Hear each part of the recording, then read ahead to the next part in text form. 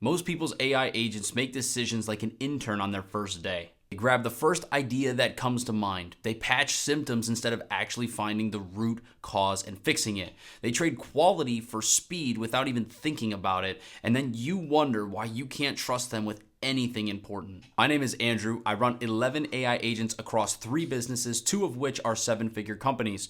I've logged over 700 hours building inside of OpenClaw at this point, and I took my AI agency to multiple 5 figures without hiring a single human employee. This is the OpenClaw Blueprint series. This is video 4 of 8 in the OpenClaw Blueprint series, and today we are covering the principles I programmed into my agents that make them think like a CEO instead of a simple-minded robot.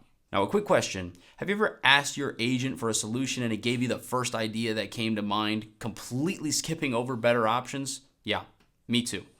And have you ever watched your agent fix the same bug 3 different ways across 3 different sessions, never actually solving the underlying problem? Of course you have, because I've experienced that as well. And have you ever wondered why your agent treats every decision like it's the same level of importance instead of weighing what actually matters most?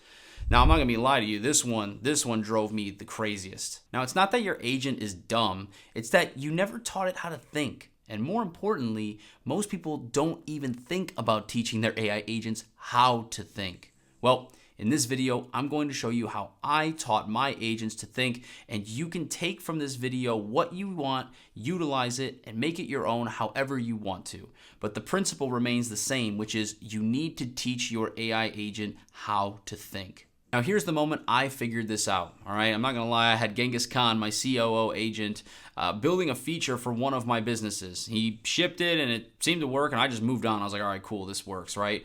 And then 3 days later, the feature broke in a way that affected my client's operations. He fixed the immediate symptom, and then 2 days after that, it just broke again, and a different symptom, same underlying case and cause though, but he fixed it, and then, it broke a 3rd time, and I'm like, this is ridiculous. That's when I actually realized that he wasn't actually solving anything. He was just patching every single time. And he was doing it because nobody ever told him that there was a difference between fixing a symptom and then fixing a root cause to a problem. Now, let me tell you why this matters at scale, okay? If you're running one agent on a simple task, mediocre decision making is annoying, but it's tolerable. But if you're running 11 agents like myself handling real business operations, mediocre decision making compounds into absolute chaos, all right? Bad decisions end up snowballing, and then root problems never even get solved. And the system you thought was saving you time, it becomes a system you're constantly cleaning up after and having to babysit.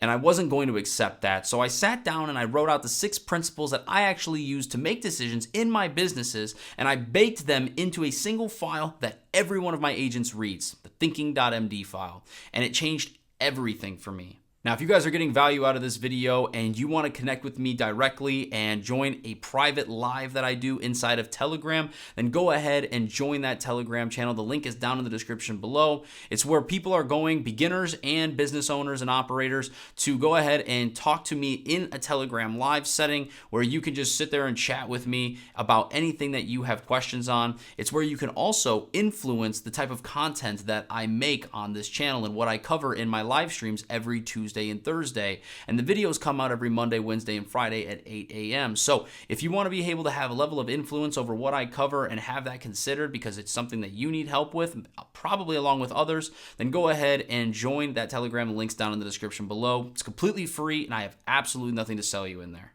Now, most YouTubers teach you prompts, okay? They teach you the tricks to get better outputs from your agents, and that's extremely surface level, if I'm being honest. Real operators don't optimize prompts, okay? They program decision-making frameworks into their agents, and the thinking.md is the file where that all happens. Now, I'm going to walk you through all 6 principles. Each one solves a specific failure mode I was watching my agents hit personally, and each one is a non-negotiable in my system. Principle number 1 is map out all the options first, okay? When you ask most agents for a solution, they give you the first idea that comes to mind. And it's not decision making, that's just a knee-jerk reaction or a reflex. But the principle I program in is this. Okay, before recommending anything, the agent maps every possible option, plays out each one, and it evaluates it on one of 3 axes: effectiveness, efficiency, and sustainability. And then it presents the best path with the trade-offs very clear. Now, I also have the agent tell me all of the options that it thought of and why it chose this option over the other ones. Now, the rule that locks this in is when effectiveness and efficiency conflict, effectiveness always wins. Always. I'd rather pay more for an outcome that actually works than save money on a solution that doesn't and I have to keep patching every single time. It's just not worth it to me. This principle alone eliminates probably half the bad decisions agents make. Principle number 2 is fix root causes, not symptoms. Standard agent behavior is something breaks, the agent fixes the immediate problem, and then moves on. And the same issue breaks again next week. Different fix, same underlying cause. Endless firefighting and a bottleneck and just a time suck.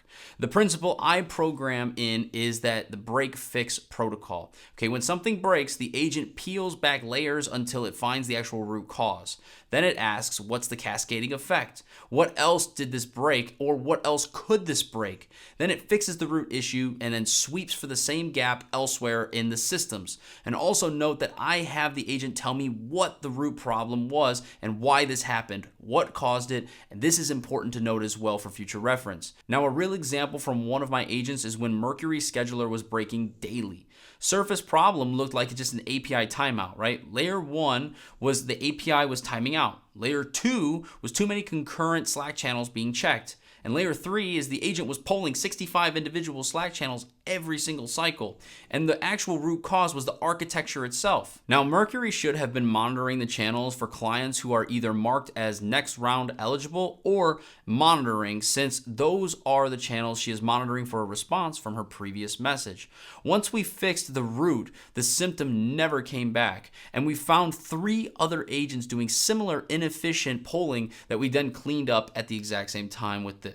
Now, principle number 3 is the priority filter. Essentially, what eats my time up? Now, most agents treat every task as equally important, and that is completely wrong, okay? Some failures are catastrophic, but some are annoying, and some are barely worth even touching at that point in time. So the hierarchy I program in is system and infrastructure health is priority number 1.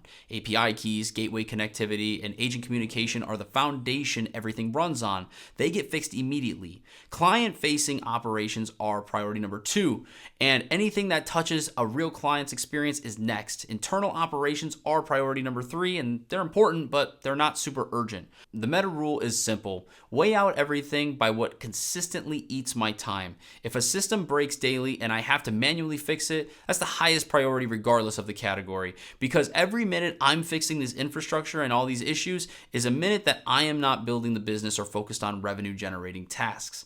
Now, really quick, if you guys are gaining some value from this video and you guys want to connect with me directly, then you can go ahead and click the link down in the description below in order to follow me on X. A lot of people are reaching out to me there directly and sending me DM requests for specific scenarios and just things that they're facing as issues that they just may not want to put down in the comment section below. So if that's you and you want to go ahead and ask me any questions, you can shoot me a DM there, or if you just want to follow me on X to just, keep up with everything I have going on, then go ahead and click the link down in the description below to give me a follow. Now, principle number 4 is resource philosophy. Okay, main thing, protect the base.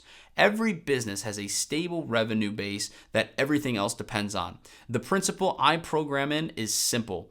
Every minute the agent frees up by automating something is a minute I get back for revenue generating tasks, whether that's putting on new clients, getting new offers out, strategic decisions, right? The growth activities that actually scale the business and move the things forward. So agents aren't automating just for the sake of automating, right? They're automating to protect my finite resources, my time, my energy, my headspace. Like when Mercury Scheduler breaks daily, that's not just a bug, okay? That's stealing time from growth activities, and which makes it much more expensive in a way of the bug itself doesn't capture. Now, this principle changes how the agent prioritizes. It stops asking what's broken right now, and it then starts asking what's costing Andrew the most time right now that he has to keep spending his time on. What's costing him the most? I'm going to go solve that. That is why principle number 4 is super important. Now, principle number 5 is the done standard, okay? I covered this briefly in video number 1, but it's worth repeating because this is one of the principles that changed the entire system for me for the better.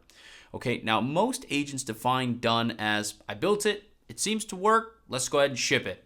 That's not done to me, okay? That's halfway done if I'm gonna be completely and utterly honest with you. My definition of done that is programmed into every agent's thinking.md file is done means Andrew does not have to think about it anymore, okay? If I'm still watching the system, still worrying about it, and still manually checking, it's not done, okay? If the agent's output still requires me to review every single time it gets something done, that agent is not actually autonomous, okay? It's just a task runner with a couple extra steps, and then I'm a task runner that I quite frankly have to babysit and I don't want to. The test I program in though to validate whether or not this principle is valid is very simple. Can this run for a full week without me even having to look at it? If yes, then it's done. If no, then it definitely needs more work.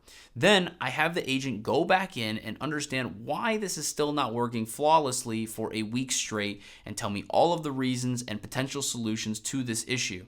Now, nothing's ever going to be 100% perfect, but I'd like it to operate at 95%, clean runs and no issues, right? This one principle, though, is worth probably 10 hours of my time per week because it forces every agent to ask itself a higher question before declaring something as completely quote-unquote done. Now, for principle number 6, this one's a good one as well, and this is input over output. Now, the standard debugging behavior is very simple, all right? Check if the output looks right. If it's wrong, tweak the settings, try again, and it's just reactive problem solving, and the agent is always one step behind. I hate that. I hate reactive problem solving. The principle I program in is the opposite, okay? Don't watch the output so much. Watch the input through every step because perfect input generates and guarantees perfect output. And if you obsess over input quality, output becomes consistently high quality without you ever having to fix it on the back end. Now, a real example of this is when Mercury's booking system wasn't working. The old way of thinking is just to fix the bad bookings, but the new way of thinking traces the inputs, okay? So step 1, did the client message arrive correctly? Yes. Okay, then step 2, was the availability parsed correctly? No, it was not. Okay, there's the problem. The client said, let's say after 9:30, and the system was treating it as at 9:30 only. And now we found the bug in step 2 of the input chain before it ever became a bad output again. Now, this principle teaches the agent to investigate forward, not patch backwards. Okay, this is very, very important. It's the difference between like a junior employee and a senior one. And don't get me wrong, I do have an agent that still monitors the output of all of my agents that are actually operating in my clients' businesses. So let's not act like I'm just completely ignoring the output. I also have an agent doing that, but I also want to ingrain this framework and this principle for the agent to operate upon all the time, no matter what. So that's the system, okay? 6 principles, map all options out, fix root causes, filter by priority, protect the base, define done correctly, and watch input over output. Now, these aren't suggestions, okay? I'm just going to be completely transparent with you. Like, they're not preferences either. Like, they live in the thinking.md and they get loaded every single session and they get reloaded after every context compaction as part of the 9-file protocol from video number 3, which if you did miss video number 3, the link is down in the description below for that. And every decision my agent makes runs through these 6 principles before any output ever reaches me. Okay, that is the difference between an agent that thinks like an actual CEO and an agent that thinks like an intern. The intern just simply reacts to what's happening, but the CEO has a framework and is completely and utterly proactive.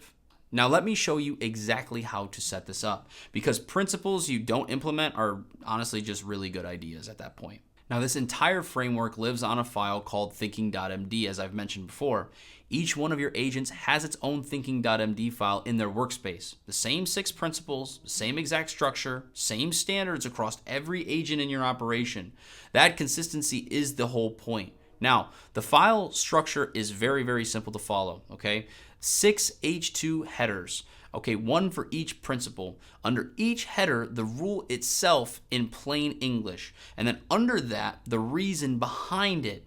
And then under that, the test the agent should run when applying this principle. Now, the key is that thinking.md isn't a reference file, okay? It's an active framework. Your agent should be running every major decision through these 6 principles before doing anything, okay? Which means in your agents.md file, you also need a rule that requires the agent to consult the thinking.md before any significant decision. We covered agents.md in video number 1 and post compaction reload from video number 3, so it already pulls the thinking.md back into context after every single compaction, okay? So the system is indeed layered, okay? The thinking.md holds the principles. The agents.md enforces the use of them, and the reload protocol makes sure that they survive every single session. I'm sure you're probably starting to see how I'm culminating all of this and it's all coming together. Just wait, we still have 4 more videos to go and I have much more value to give in this blueprint series. Now for the biggest mistake people make, okay? They write thinking.md files once and then never reference it again. The agent reads it on day 1, then it drifts away from it, and that's why agents.md enforcement rules actually matter. Without it, the principles are just decoration at that point. Now, I'll be honest with you, once I locked in this thinking.md across all 11 agents, the change was immediate. It was definitely obvious, okay? My agents stopped patching symptoms. They started actually solving problems, and they stopped treating every task as equally important. They started filtering by what actually matters, and the quality of decisions across my entire operations jumped tremendously. It didn't go from nothing to perfect, but it improved tremendously. Genghis Khan, my COO agent, absolute G he is, started catching root causes before they cascaded. Mercury started watching input chains instead of fixing bad outputs after the fact. And Machiavelli, my strategist and my right-hand man, he started mapping out options properly instead of just recommending the first thing that he thought of. Now for you, that means agents that actually solve problems instead of patching them. Agents that prioritize correctly without you having to micromanage them and babysit them all the time. Agents that hand you finished work, not work that needs another round of review. And the bigger your operation gets, the more this matters. Now, this is the kind of edge that's only available right now. While most operators are still figuring out the prompts, the ones who program decision frameworks like this into their agents are going to scale sustainably and have less issues and just be overall making more progress much faster than you are. So now you understand the 6 principles. You know the file they live in, you know how to enforce them across your agents, but there's a layer above the principles, hard rules that can never be broken under any circumstance. And in video number 5, I'm going to be breaking down the 10 red lines, okay? These are non-negotiable rules that survive every context compaction, every long session, and every edge case. If thinking.md is how my agents make decisions, then the red lines are the guardrails that keep them from ever crossing certain boundaries. And this is the type of file that prevents agents from making catastrophic mistakes that could do real damage to you and your business or your clients' businesses if they're using you for front-facing client interactions. And if you missed any of the previous videos, watch these first, okay? This series compounds. Each video makes the next one much more powerful, and the link to the playlist is down in the description below. Now, 3 things before you go as always. Number 1, subscribe and hit the bell notification so that way you don't miss the rest of the OpenClaw Blueprint series. All 8 videos, you're getting the absolute full system, okay? Number 2 is join the Telegram, okay? The link is down in the description below. Business owners and operators and beginners are all hanging out in there, coming and joining the live and influencing exactly the type of content like this that I'm making and putting on this channel. So if you want that, go ahead and click the link down in the description below. And number 3 is go ahead and give me a follow on X, okay? This is the best way to communicate with me directly and get direct help on your specific situation and get some feedback from me. So the link for that is also down in the description below. Now, lastly, this is the OpenClaw Blueprint series. I will see you guys in video number 5. Peace.